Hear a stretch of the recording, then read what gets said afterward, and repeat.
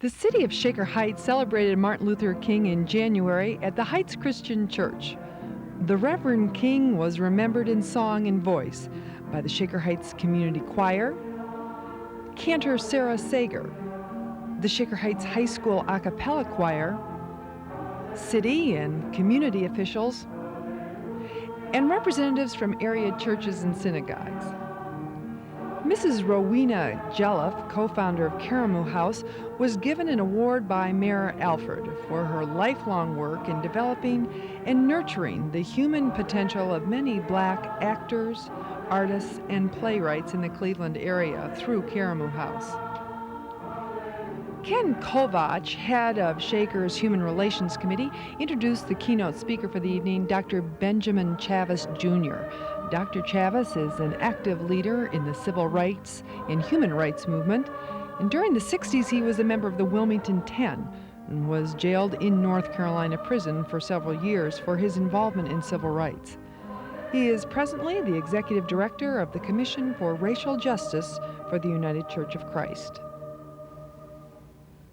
I had the fortune in my early stages of my ministry to work with the Southern Christian Leadership Conference. And Martin King was a person of faith. There are many books written about Martin now. Some rather suspicious books.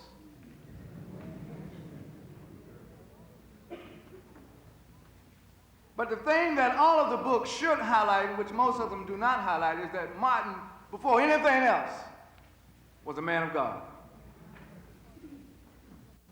Martin did what he did because he was compelled by his understanding of the gospel of Jesus Christ. The African American church tradition prepared him to challenge the immorality of racism, the sin of racism, the sin of segregation, the sin of this society and other societies not having a situation where all the people of God could be treated with a sense of equality and a sense of justice for all. I know this is an ecumenical gathering, but I do just want to read one passage of Scripture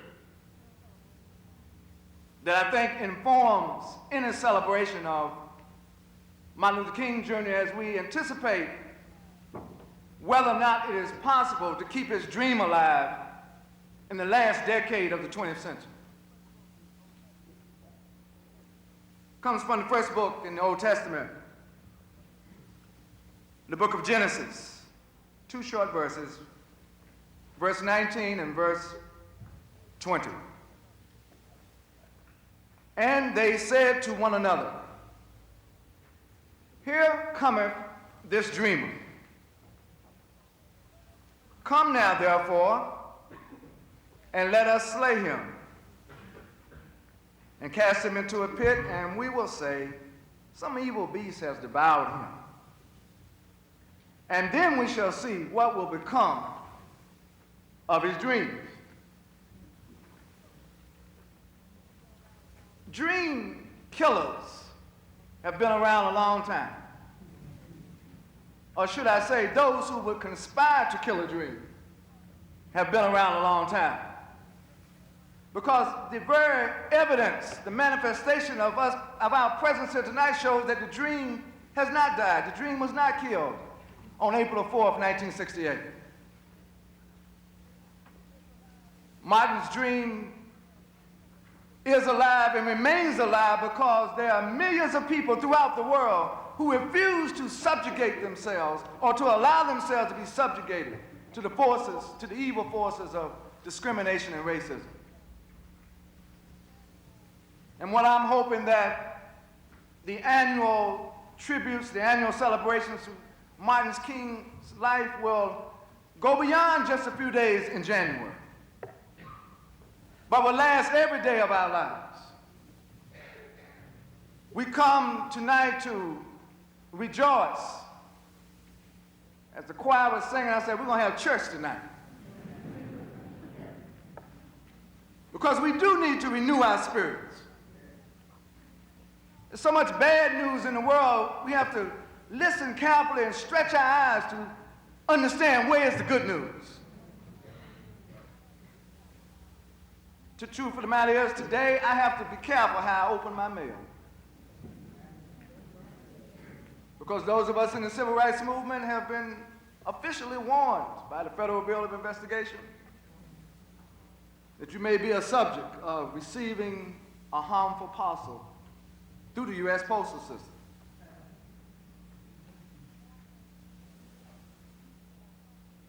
The more things change, the more some things stay the same. But we are called not to let any threat of intimidation or violence stop us from saying it loud. That God has given each one of us gifts and the capacity not only to dream, but to live out the dream of equality in our lives the way we relate to each other.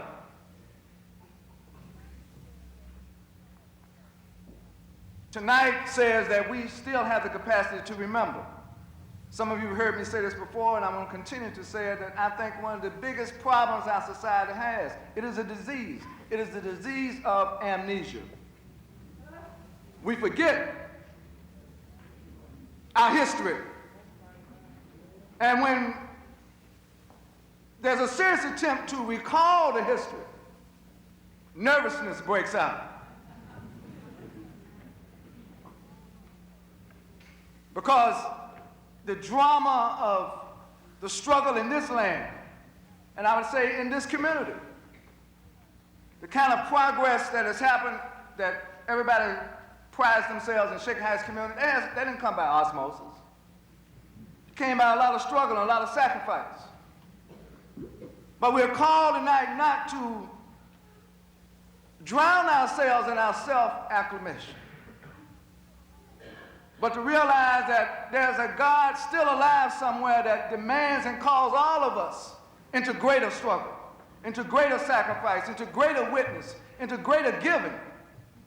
People say, well, Reverend Chambers, why did you join the Civil Rights Movement? I said, well, you know, born in Oxford, North Carolina, I didn't have no choice. I knew what racism was when I was 5 years old. I couldn't spell it, but I knew what it was. And I got involved in the movement not so much because I was almost socialized by the Liberal Society to almost accept the indignities. The society, if you read the newspaper every day and listen to ABC and CBS, you would think that, hey, you might as well give up. But one of the things that propelled me into the movement was not only a recognition that there was a Martin and a Malcolm and a Fannie Lou Hamer and a Rosa Parks. The truth of the matter is, I was brought up in the church, and I believed that stuff that I was taught in Sunday school. Somehow I was taught that there was a God that created all of us in the same holy image, and that none of us should allow our God-givenness to be taken away from us because somebody doesn't like you because of the hue of the color of your skin. And I love my mother and father, and I didn't like the way my mother and father were treated. I thought they were too soft on the proposition. And they said, son, one day when you grow up, you understand. I said, well, I understand something now, Mom. That is, I want to get out here and help change Oxford, my hometown. Don't ever try to change somebody else's town if you can't change your own town. Struggle begins at home. If we want to change the west side of Ohio or Cleveland, hello. We know now that I understand there's East-West dialogue going on between the United States and the Soviet Union. I want some East-West dialogue going on in Cleveland, Ohio, in the metropolitan area.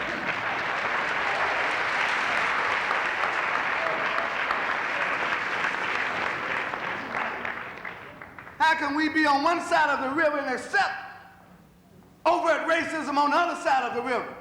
And injustice anywhere is a threat to justice everywhere. Segregation anywhere is a threat to integration everywhere. I'm going to enjoy living in this community.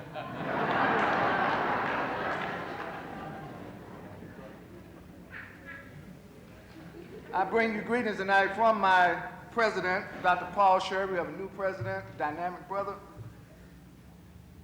And all of us who've moved here in our national headquarters down at 700 Prospect Avenue, we're gearing up. We like it. You know, we think the Lord moves in mysterious ways. So we look forward to joining hands with you every day of this year. Because it would not make sense for me to call myself a national civil rights leader and live here and not say something about the conditions here. It just wouldn't make, I would lose my credibility in Mississippi and Alabama. Because they say, Reverend Chavis, what's going on in Cleveland? What's happening up here? What's happening with the schools? Are the schools desegregated? All the housing and all the subdivisions is totally desegregated. What's happening with all the race violence?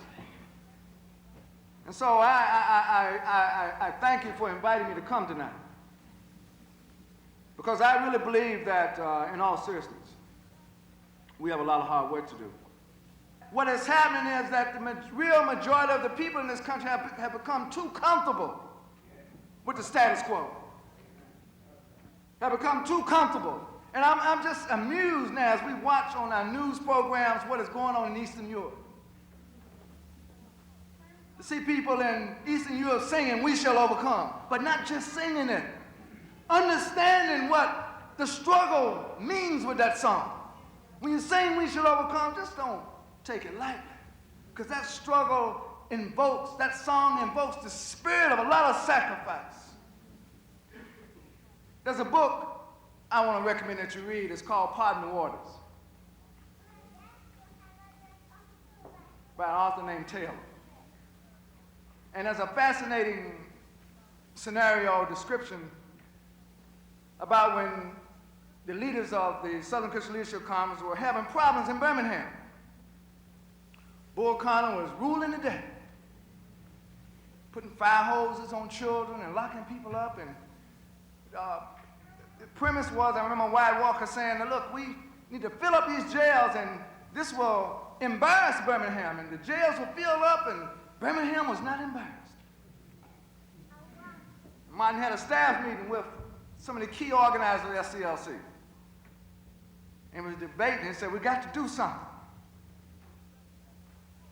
And there was even a suggestion that we would pull out, the SCLC will pull out of Birmingham and come back at a later time, go to another city. And after 4 or 5 hours of debate, the leadership of SCLC could not come to a decision. And Martin said, wait a minute, I want to go pray. And he went into a room and stayed for about a half hour. When Martin came out, it was clear he not only prayed, because he went in, and when he went in the room, he had on a 3-piece suit. When he came out, he had on Bill overalls. Blue jeans, if y'all know what Bill overalls are. And when Wyatt and Abernathy saw Martin dressed that way, they said, oh Lord, somebody's going to go to jail. Martin had decided that he himself was going to jail to epitomize the extent to which one sometime may have to go to get a little more freedom for the majority of the rest of God's people. You see, I don't want to, and I know this is a theological proposition, I don't want to go to heaven by myself. I want all of God's people to get there. I don't want to just have an individual sanctuary here on earth. I want everybody to enjoy the bounty of God's creation. If I have food on my table, I want all of God's people to have food. I don't want to just have my daughters or my sons get good education. I want all of God's children to get good education. And Martin understood. Martin understood that sometimes we have to go to what, in normal sense, may be considered an extreme stance. But it was in that crucible of the Birmingham jail that Martin wrote his most eloquent writing, the letter from the Birmingham jail. And it was addressed not to the politicians, it was addressed to the church. Because many religious leaders had begun to criticize Martin, said he was going too far. But Martin understood you can't go too far with God. When you stand up for what is right, you can't go too far. And so I'm so thankful tonight that we're still coming together in this format. And I want to suggest that we still have a long ways to go. In the introduction, you heard that I had the opportunity to experience some of North Carolina's hospitality in some of its prisons. And it was quite an excruciating experience. But I want to testify to you this night that at no time during most of the 70s I was in jail, at no time did I feel my God had left me. What I used my prison experience to do was to help prepare myself. Sometimes we get into different situations and let the situation be an excuse not to stand up for righteousness. So I'm going to wait till I move to another community before I get involved. I'm going to wait till I pay a little bit more on my mortgage. Hello.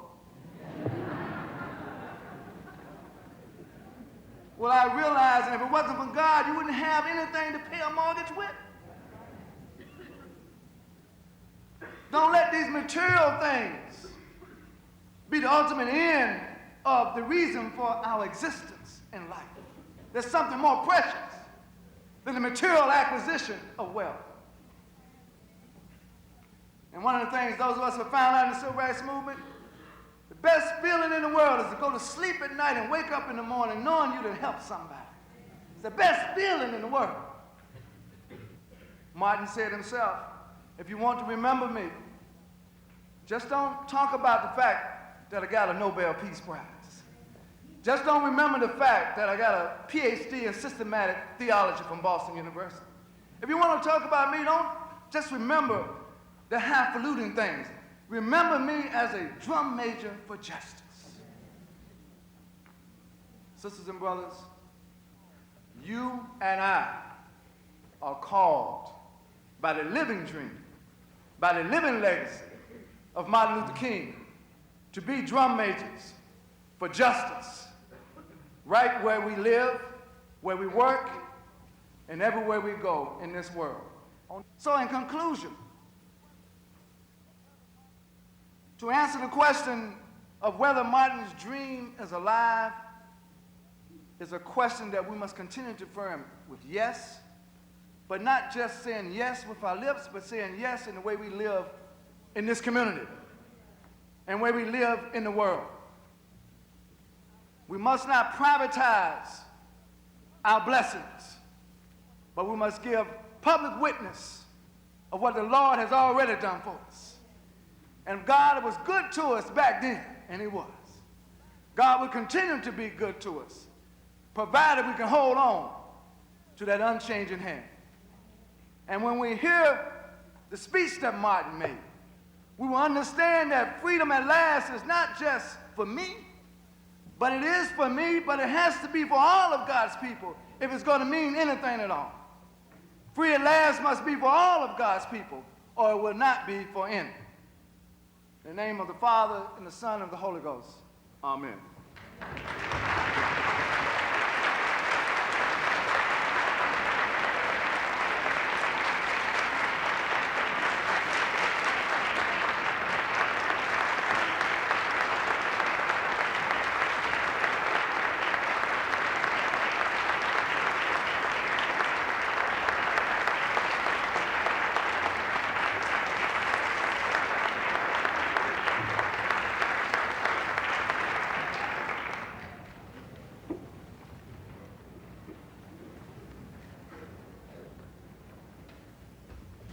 We are very pleased to announce that Mrs. Beverly Mason is the first award recipient for the Dr. Martin Luther King Jr. Award for Human Relations.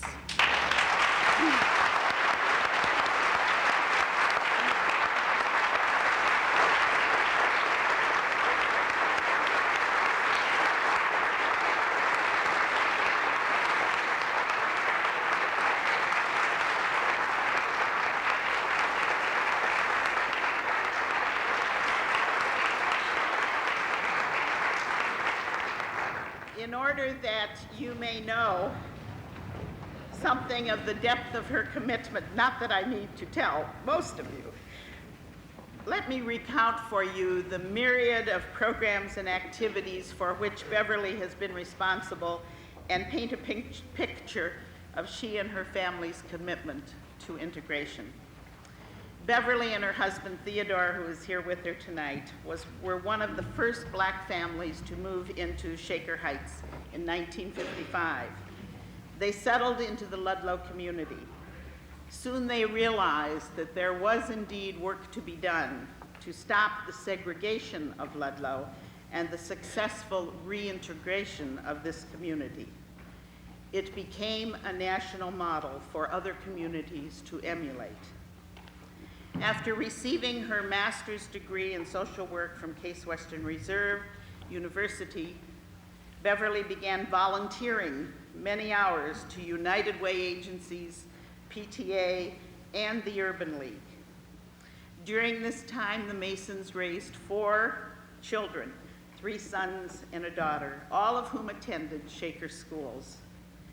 In 1968, when an opening became available as a school social worker, Beverly applied and was hired.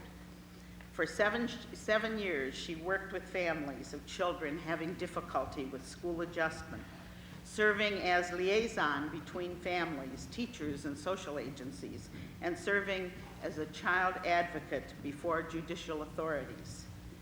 In 1975, when the Shaker schools and community decided to move to a voluntary desegregation plan, Beverly was tapped to be the director.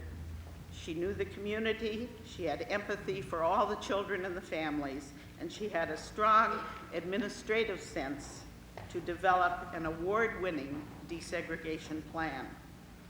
From the beginning, she participated in the development of the desegregation policy for the district, and then molded and implemented that policy for 12 long years. Her responsibilities included recruitment of students to participate in the voluntary transfer form, appropriate placement of each child, liaison between the transferred child's family and the receiving school, and of all things, arrangement for bus transportation. In addition, she spent long hours exchanging views with individuals and community groups about the desegregation plan. She worked in the development of both curricular and, importantly, extracurricular programs to support the goal of full integration, and carefully crafted the coordination of desegregation of other district programs. In 1980, she received, on behalf of the Shaker Schools Plan, the prestigious Isaiah Award for Human Relations from the American Jewish Community, Cleveland chapter, for the most outstanding program in human relations in Greater Cleveland for that year. In the years that have followed, she has served as an invaluable resource person to educators from districts throughout the nation on how to carry out a successful voluntary desegregation program. She has made, most recently, presentations, one being the reorganization of the Shaker Heights School District and its impact on racial integration, which she presented to the Ohio State Department of Equal Education Opportunities, and has made key presentations to school administrators at Kent State University on institutional racism. For Shaker school administrators, she has directed the Professional Development Series for staff with emphasis on interpersonal relationships in a desegregating school system. Currently, she is registrar of the schools, so she is the first person, and we are fortunate in that, to interact with families as they enter our system. And now in closing, a more personal note. When I served on the Shaker Heights School Board for a number of years, I had first opportunity to see Beverly in action. In heated neighborhood meetings, when we were reviewing the Shaker Schools plan, she often was the one who calmed the crowds and sensibly pointed out the positive possibilities for children in an integrated setting. as she meets and welcomes new families, and I've seen this firsthand, when they come into the school system, she is warm and patient, giving each family her undivided attention and making sure to answer their questions in detail.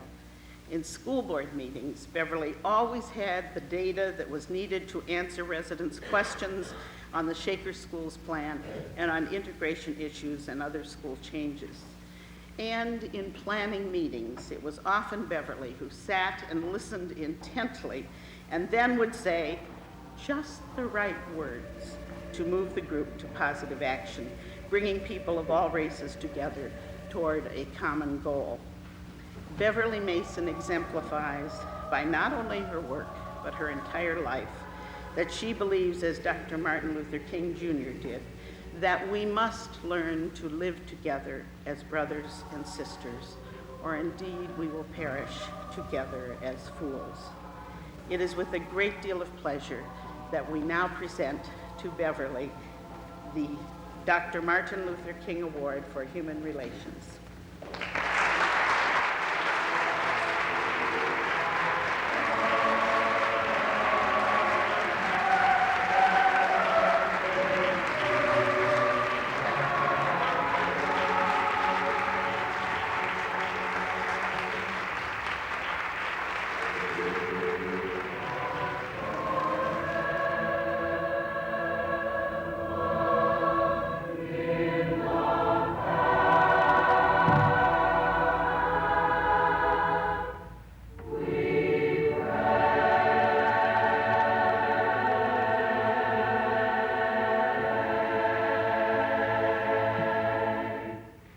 Please join hands now as neighbors and stand as we recommit ourselves to peace and to justice in his memory.